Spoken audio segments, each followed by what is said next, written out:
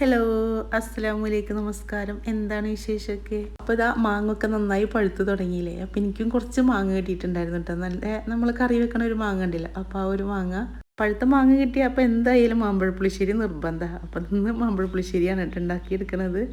ഇവിടെ എല്ലാവർക്കും ഇഷ്ടപ്പെട്ടൊരു കറിയാണ് കേട്ടോ മാമ്പഴ പുളിശ്ശേരി. ആ ഒരു മധുരം, ആ ഒരു പുളി എല്ലാം കൂടിയാകുമ്പോൾ നല്ല രസമാണ് അല്ലേ. അപ്പോൾ അതാ നമുക്ക് മാമ്പഴ പുളിശ്ശേരി ഉണ്ടാക്കാൻ പറ്റിയ മാങ്ങ തന്നെയാണ് കേട്ടോ കിട്ടിയേക്കുന്നത്. ചെറിയ മാങ്ങ ഉണ്ടല്ലോ. അപ്പം ഞങ്ങളിവിടെ മുത്തുക്കുടിയ മാങ്ങ അങ്ങനെയാണ് ഇതിന് പേര് പറയുക. പല സ്ഥലത്തേക്കും പല പേരാവും. എനിക്കറിയില്ല ഇതിനെന്താ പേര് പറയുക എന്നുള്ളത്. ഇപ്പോൾ ഇക്ക കൊടുത്തയച്ചതാണ് കേട്ടോ. അമ്മായിയുടെ മോന് ഇക്കാക്ക് മാങ്ങ ഷെഡ് ഉണ്ട്. അപ്പോൾ ഇക്ക അവിടെ നിന്ന് കുറേ മാങ്ങ കൊടുത്തയച്ചിട്ടുണ്ട്. ഈ ഒരു മാങ്ങ മാത്രമല്ല കേട്ടോ, കുറേ സൈസ് മാങ്ങകൾ കൊടുത്തയച്ചിട്ടുണ്ട്.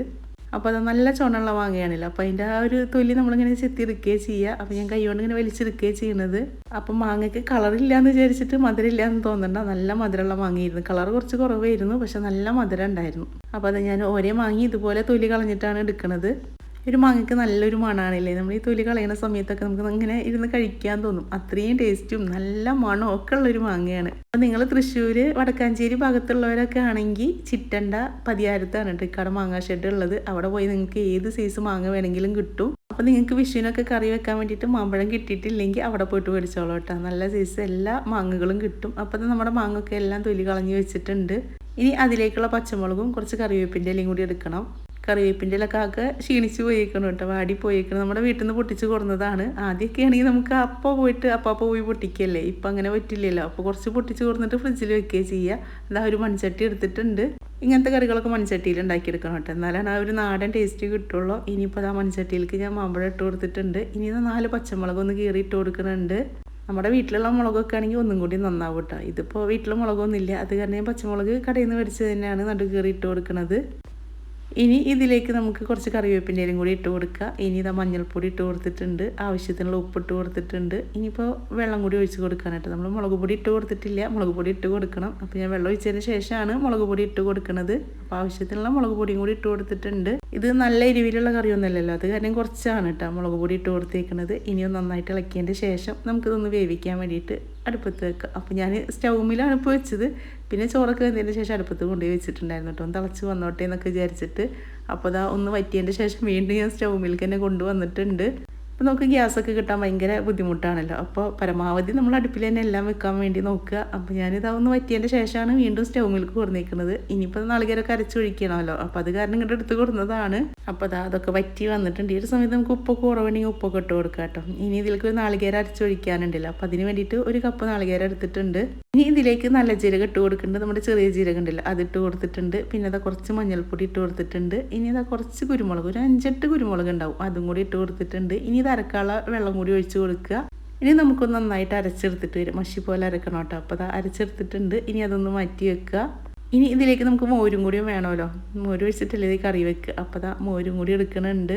അത്യാവശ്യം പുളിയുള്ള മോരാണ് കേട്ടോ, നല്ല പുളി അല്ലെങ്കിൽ പുളി ഇല്ലാത്ത മോര് അങ്ങനെ നല്ല, എനിക്ക് അത്യാവശ്യം മോര് പുളിയുള്ളതാണ് കിട്ടിയിട്ടുണ്ടായിരുന്നത്. അപ്പോൾ അതാണ് എടുത്തേക്കണത്. ഇനി ഇതാ കറിയിലേക്ക് മോര് ഒഴിച്ച് കൊടുക്കുക. രണ്ടും കൂടി നമുക്ക് വേണമെങ്കിൽ ഒരുമിച്ച് അടിച്ചെടുക്കുകയും ചെയ്യാം കേട്ടോ. അപ്പോൾ ഞാൻ ആദ്യം മോര് ഒഴിച്ച് കൊടുക്കുകയാണ് ചെയ്തത്. ഇനി ഇതാ നന്നായിട്ടൊന്ന് ഇളക്കിയതിൻ്റെ ശേഷം നമുക്ക് ആ നാളികേരം കൂടി ഒഴിച്ച് കൊടുക്കാൻ വേണ്ടിയിട്ടാണ്. അപ്പോൾ ഇത് തിളക്കാനൊന്നും നിൽക്കരുത് കേട്ടോ, ഇത് ഒഴിച്ചതിൻ്റെ ശേഷം തന്നെ നാളികേരം കൂടി ഒഴിച്ച് കൊടുക്കണം. അപ്പോൾ ഇതാ നമ്മൾ അരച്ച് വെച്ച നാളികേരം കൂടി ഒഴിച്ച് കൊടുക്കുന്നുണ്ട്. അപ്പോൾ നിങ്ങൾക്ക് എല്ലാവർക്കും മാമ്പഴപ്പുളിശ്ശേരി ഇഷ്ടമാണോ? ഇഷ്ടമില്ലാത്തവർ ആരും അങ്ങനെ ഉണ്ടാവില്ല അല്ലേ. എല്ലാവർക്കും മധുരമൊക്കെ, ചെറിയൊരു മധുരം ഇഷ്ടമുള്ളവർക്കൊക്കെ ഇഷ്ടപ്പെടുന്ന ഒരു കറിയാണ്. ഈ ഒരു വിഷുവിൻ്റെ സമയത്ത് മാത്രമാണല്ലേ ഈ ഒരു മാങ്ങ കാണാറുള്ളൂ, അത് കഴിഞ്ഞ് പിന്നെ കിട്ടാറില്ല അല്ലേ. അപ്പോൾ ഞങ്ങൾ ഈ മാങ്ങ കിട്ടിയാൽ അപ്പം എടുത്തിട്ട് കറി വെക്കാറുണ്ട് കേട്ടോ, അവിടെ എല്ലാവർക്കും ഇഷ്ടമുള്ളതുകൊണ്ട്. ഈ ഒരു മാങ്ങയും വെള്ളരിക്കും കൂടിയിട്ടും കറി വെക്കാറുണ്ട് ഇതുപോലെ തന്നെ. ഇതിൽ കുറച്ചും കൂടി വെള്ളരിക്ക അരിഞ്ഞിട്ടിട്ട് അതും കൂടി ഇതുപോലെ തന്നെയാണ് കേട്ടോ വെച്ചെടുക്കാറുള്ളത്, അതും ടേസ്റ്റാണ്. അപ്പോൾ നമ്മൾ നാളികേരമൊക്കെ അരച്ചൊഴിച്ചിട്ടുണ്ട്. ഇനി ഇതൊന്ന് പതഞ്ഞ് വരെ വേണ്ടത്, തിളക്കരുത് കേട്ടോ. അപ്പോൾ ഒന്ന് ചെറുതായിട്ട് പതഞ്ഞ് വരുമ്പോഴത്തേക്കും കുറച്ച് പഞ്ചസാര ഇട്ട് കൊടുക്കുന്നുണ്ട്, ഒരു മധുരം ഒന്നും കൂടിയും കൂടാൻ വേണ്ടിയിട്ട്. ഇനി ശർക്കര വേണമെങ്കിൽ ശർക്കര ഇട്ട് കൊടുക്കാം കേട്ടോ. എനിക്ക് മാമ്പഴപ്പുളിശ്ശേരിയിൽ പഞ്ചസാര ഇടുന്നതാണ് ഒന്നും കൂടി ഇഷ്ടം, അത് കാരണമാണ് ഞാൻ പഞ്ചസാര ഇട്ട് കൊടുത്തേക്കുന്നത്. നിങ്ങൾക്ക് ശർക്കരയൊക്കെയാണ് ഇഷ്ടമെങ്കിൽ നിങ്ങൾ മുന്നേ തിളപ്പിക്കുന്ന സമയത്ത് തന്നെ ശർക്കര ഇട്ട് കൊടുത്തോളൂ കേട്ടോ. അപ്പോൾ നമ്മുടെ കറിയൊക്കെ അവിടെ പതഞ്ഞ് വരുന്നുണ്ട്. അപ്പോൾ കറിയൊക്കെ റെഡിയായി വന്നിട്ടുണ്ട്. അപ്പോൾ വലിയ ബുദ്ധിമുട്ടൊന്നും ഇല്ലല്ലോ, ഉണ്ടാക്കാത്തവരാണെങ്കിൽ ഉണ്ടാക്കിക്കോളൂ കേട്ടോ. ഒരുവിധം എല്ലാവർക്കും ഉണ്ടാക്കാൻ അറിയാം. ഇനി പറയാത്ത പുതിയ ഏതെങ്കിലും കുട്ടികളുണ്ടെങ്കിൽ നിങ്ങളിതൊന്ന് ഉണ്ടാക്കി നോക്കി വെക്കൂ കേട്ടോ. അപ്പോൾ നമ്മുടെ കറിയൊക്കെ പതഞ്ഞ് ഇനി നമുക്കിത് മാറ്റി വെച്ചിട്ട് ഒന്ന് വറവിടണമല്ലോ. അപ്പോൾ കടുക് വറുത്തിടാൻ വേണ്ടിയിട്ടാണ്. നല്ല വെളിച്ചെണ്ണ ഒഴിച്ച് കൊടുക്കുക. ആട്ടിയ വെളിച്ചെണ്ണ ആണെങ്കിൽ അതാണ് ഏറ്റവും നല്ലത്. അപ്പോൾ ഞാൻ ആട്ടിയ വെളിച്ചെണ്ണയാണ് കേട്ടോ ഒഴിച്ച് കൊടുത്തേക്കുന്നത്. ഇനി ഇതാ കടുകിട്ട് ഇനി ഒന്ന് കടുക് പൊട്ടിയതിൻ്റെ ശേഷം കുറച്ച് ഉണക്കമുളക് ഇട്ട് കൊടുക്കുക. ഇങ്ങനത്തെ കറികളിലൊക്കെ ഉണക്കമുളക് ഇട്ട് കൊടുക്കണം കേട്ടോ. എന്നാലാണ് ആ ഉണക്കമുളകിൻ്റെ ആ കഴിക്കണ സമയത്ത് അതും കൂടി ഒന്ന് അങ്ങോട്ട് തിരുമ്പി കഴിക്കുമ്പോൾ ഉണ്ടല്ലോ വേറെ ഒന്നും പറയാനില്ല.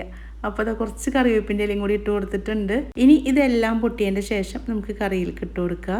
ഞാൻ കുറച്ചധികം വെളിച്ചെണ്ണ തന്നെ ഒഴിച്ച് കൊടുത്തിട്ടുണ്ട് കേട്ടോ. അപ്പോൾ ഇങ്ങനത്തെ കറിയിലൊന്നും ഞാൻ പിശുക്കാറില്ല. കുറച്ചധികം വെളിച്ചെണ്ണ ഒഴിച്ചിട്ട് തന്നെ ഉണ്ടാക്കിയെടുക്കാറുണ്ട്. നമ്മളിത് എപ്പോഴും ഉണ്ടാക്കണമെന്നല്ലല്ലോ, ഇത് വല്ലപ്പോഴും കിട്ടണ മാങ്ങയാണ്. അപ്പോൾ അതാ നമ്മുടെ മാമ്പഴ പുളിശ്ശേരി ഇവിടെ റെഡിയായി വന്നിട്ടുണ്ട്. അപ്പോൾ ഉണ്ടാക്കാത്തവരൊക്കെ ഒന്ന് ഉണ്ടാക്കി നോക്കി വെക്കുക. ഉണ്ടാക്കിയവരാണെങ്കിൽ നിങ്ങൾ അഭിപ്രായങ്ങളൊന്ന് പറയണേ. അതുപോലെ ഇഷ്ടപ്പെട്ടാൽ ഇല്ലെങ്കിലും പറയണം കേട്ടോ. എൻ്റെ വീഡിയോ ആദ്യമായിട്ട് കാണുന്നവരാണെങ്കിൽ നിങ്ങൾക്ക് എൻ്റെ വീഡിയോ ഇഷ്ടപ്പെടുകയാണെങ്കിൽ സബ്സ്ക്രൈബ് ചെയ്യാത്തവരാണെങ്കിൽ ഒന്ന് സബ്സ്ക്രൈബ് ചെയ്ത് വെച്ചോളൂ കേട്ടോ. ഈ കറിയൊക്കെ ആയ സ്ഥിതിക്ക് 2 പ്രാവശ്യം ഒന്ന് ഇളക്കി അതിൻ്റെ ഭംഗിയൊക്കെ ഒന്ന് ആസ്വദിച്ചാലൊരു സമാധാനമാവുള്ളൂ അല്ലേ. അതിപ്പോൾ കുറച്ച് കാലമായിട്ട് തുടങ്ങിയൊരു സ്വഭാവമാണ് കേട്ടോ. എന്തെങ്കിലുമൊക്കെ കറി വെച്ചിട്ട് അതൊന്ന് കുറച്ച് നേരം നോക്കി നിന്ന് ആ ഒരു ആസ്വദിക്കലുള്ളത്. അപ്പോൾ അതാ നമ്മുടെ കറി കുറച്ച് നേരം ഇരിക്കുമ്പോൾ തന്നെ ഒന്ന് കുറുകി വരും. മൺചട്ടിയിലാണല്ലോ, അപ്പോൾ അതൊന്ന് ചൂടാറി വരുമ്പോഴത്തേനും ഒന്നും കൂടി ഒരു കട്ടി ആയി വന്നിട്ടുണ്ടാവും കേട്ടോ.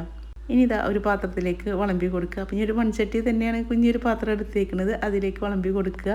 എനിക്കിത് ചോറിൽ കഴിക്കണേക്കാട്ടും ഇഷ്ടം വെറുതെ ഇരുന്ന് കഴിക്കാൻ വേണ്ടിയിട്ടാണ് കേട്ടോ. ഇതും ഒരു പപ്പടം കൂടി കൂട്ടി കുഴച്ചിട്ട് ചോറിനണം, അതും നല്ല രസമാണ്.